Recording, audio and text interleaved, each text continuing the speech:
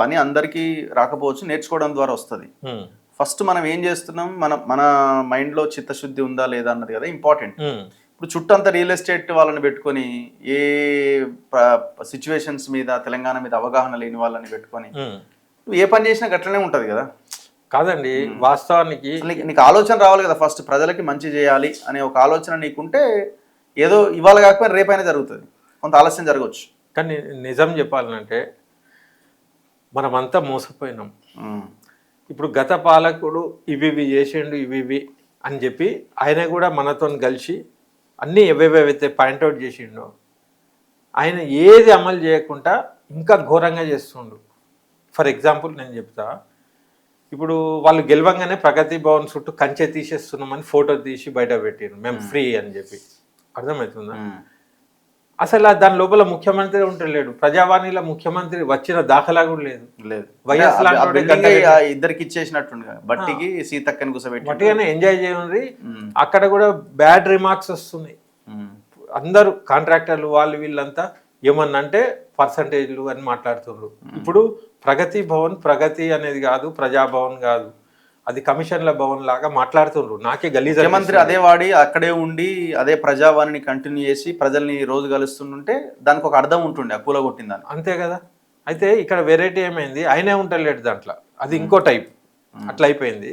తర్వాత ఘోరమైన అంశం ఏంటంటే ఇప్పుడు ఫార్మాసిటీ గురించి ఆయనే ఆబ్జెక్షన్లు పెట్టి ఇప్పుడు అది చేస్తుండు. ఓకే, కానీ ఏ కాల్ఫర్ చేసినా ఈయన ఏ మీటింగ్ పెట్టినా ఈ సామాజిక కార్యకర్తలను ఉద్యమకారులు అందరినీ ప్రివెంటివ్ అరెస్ట్ చేస్తున్నారు. ఇది దుర్మార్గం. అంటే ఒక దినమంతా పోతుంది వాళ్ళది.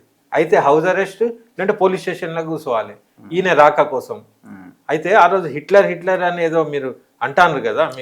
మొన్న హిందూ కాన్క్లేవ్ లో హిట్లర్ ఐడియాలజీతో నేను స్ఫూర్తితో హైడ్రా అనే దాన్ని నేను తీసుకొచ్చిన అంటుండు. హైడ్రా అట హిట్లర్ కోర్ టీమ్ పేరట అది.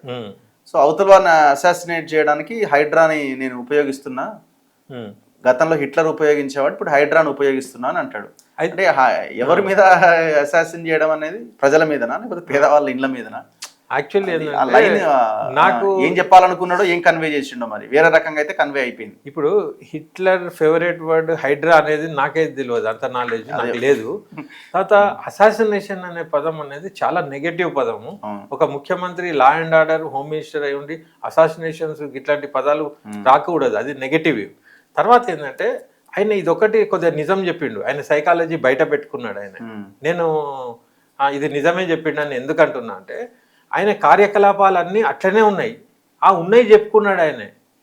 చరిత్రలో హిట్లర్ అనేటోడు హైడ్రా అనే పదము అవన్నీ బూటకం కావచ్చు, ఎవడన్నా చెప్పి ఉండొచ్చు. అసలు పదము హిట్లర్ కి సంబంధమే లేదు, సంబంధం లేదు. మళ్ళీ అసాసిన్ ఎందుకన్నా అసాసినేషన్స్ అది టోటల్లీ నెగిటివ్ వర్డ్ కదా. ఇప్పుడు నువ్వు అసాసినేట్ చేసేటోడు కాపాడేటట్టు ఉండాలి, నువ్వు అసాసిన్ ఎట్లా చేస్తావు అంటే ఏం అర్థం కాని వ్యవహారం లాగా ఉంది. నేను అనేది ఏంటంటే మా సినిమా ఫీల్డ్లో రాఘవేంద్రరావు అనేటోడు, రాఘవేంద్రరావే నాకు గుర్తుంది, ఏమనేటోడు అంటే మనమట ఎంత ఎక్కువ మాట్లాడితే మనకు ఎంత నాలెడ్జ్ లేదనేది బయటపడుతుంది అట, తక్కువ మాట్లాడితే మనం సేఫ్ ఉంటామట.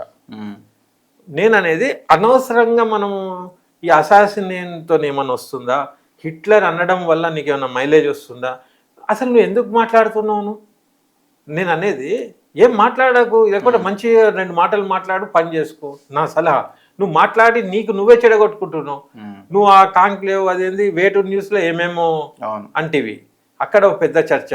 నువ్వు ఏ ప్రెస్ మీట్ పోయి ఏం మాట్లాడినా నీ నోరుతో వచ్చింది ఏదైతే ఉంటుందో ప్రతిదీ నెగటివ్ వస్తుంది, దాని మీద చర్చ తీసుకుపోతున్నావు. అంటే నువ్వు కావాలని అయితే చేస్తలేవు నాకు తెలిసి, నువ్వు అంత మూర్ఖును అయితే కాదు. ఆ ఇంగ్లీష్ పదాలు ఎందుకు నీకు, అసలు మంచిగా తెలుగులో మాట్లాడుకొని నువ్వే అంటున్నావు ఉస్మానియా యూనివర్సిటీకి పోయి ఇంగ్లీష్ మీడియం అవసరమే లేదంటున్నావు, అది కూడా రాంగే. లోకమంతా ఇంగ్లీష్ ఉండాలి, మనం గ్లోబల్ గా పోవాలి. ఇప్పుడు సాఫ్ట్వేర్ కంపెనీలో జాయిన్ అయ్యి వాడు తెలుగులో టైప్ కొడితే అవుతుందా చెప్పు నాకు? సాఫ్ట్వేర్ మొత్తం కంపెనీ ఇన్ఫర్మేషన్ టెక్నాలజీ మొత్తం ఇంగ్లీష్ తోనే ఉంది.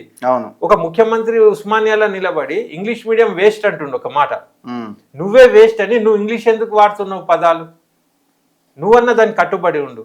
తర్వాత నీ నైజం నీ విధానం అంతా కూడా హిట్లర్ది నువ్వు చూపిస్తూనే ఉన్నావు. ఇప్పుడు నువ్వు ఏదైనా మీటింగ్ పోతే పోలీసులు అందరూ బలవంతాన ఏముండదు ఆడ. అంత పిరికి పని ఎందుకు, అంత భయం ఎందుకు నీకు? వాళ్ళు వచ్చి ప్రొటెస్ట్ చేస్తారు. అంటే ఒక ప్రొటెస్ట్ని నువ్వు బలవంతంగా ఆపుతావా? ఒకవేళ ఎవడన్నా అడగడానికి ప్రయత్నం చేసినా వాడిని ఆహ్వానించు, అడుగు, ఏందన్నాను. నేను అనేది ఏంటంటే ఈయన వాస్తవానికి పెద్ద మోసగాడు. ముఖ్యమంత్రి, ఇక్కడి ముఖ్యమంత్రి మోసగాడు. అదేంటంటే నేను అబ్యూజివ్ లాంగ్వేజ్లు అంటలేను, దానికి డిఫైన్ చేస్తా నేను. ఏంటంటే మోసగాడు అంటే బూతు కాదు, మోసం చేసినోడిని మోసగాడు అంటారు.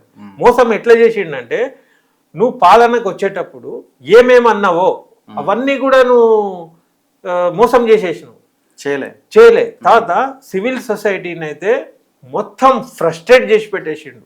సివిల్ సొసైటీ, కాంగ్రెస్ పార్టీని, వీళ్ళందరినీ కూడా మనది అనుకుంటా చేసిండ్రు.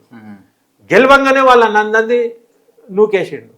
నువ్వు వాళ్ళతో చర్చ చేసి చేయంటున్నా. ఇప్పుడు నువ్వు మూసి ప్రతిపాదన ఉంది, ఆ మూసి గురించి వాళ్ళని పిలిచి మాట్లాడు. ఇప్పుడు నువ్వు ఫార్మాసిటీ గురించి అంటున్నారు. అక్కడ ఒక ఆమెనట పోలీసులు వచ్చేసిండ్రట. ఎట్లుంటారు సెన్సిటివ్ వీళ్ళంటే, ఇంటికి పోలీసులు వస్తే అదే చుట్టూ వాళ్ళందరూ కూడా పోలీసులు వచ్చిండ్రు, ఏం తప్పు చేసిండ్రు అనుకుంటారు ఆడోళ్ళకు. తర్వాత వాళ్ళ తల్లిగారు ఉన్నది, ఆమె అరే పోలీసులు ఏందని కొందరు హార్ట్ అటాక్ కూడా వస్తారు. అంటే ఈ భయభ్రాంతులకు గురి చేస్తలేవాను, భయభ్రాంతులకు గురి చేస్తారు. ఇది హిట్లర్ విధానమే. అంటే నీకు పిరికితనం ఉండి వీళ్ళని ఫేస్ చేయలేక నువ్వు నిర్బంధాలను ఎంకరేజ్ చేస్తున్నావు. ఇదే పొరపాటు. ఇప్పుడు నీ శాఖలు అన్ని ఎందుకు పెట్టుకున్నావు? నాకు ఏమంటారు తెలుసా అందరూ, నీ శాఖలు ఎందుకు పెట్టుకున్నారంటే ప్రతి శాఖలో ఒక 5-6 పెట్టిండట. అదేమన్నా వచ్చేటి అవి ఇవి అటు ఇటు పోకుండా అన్ని ఈయనే దంచుకునే దాంట్లో ఉన్నారని కాంగ్రెస్ వాళ్ళు చెప్పుకుంటున్నారు.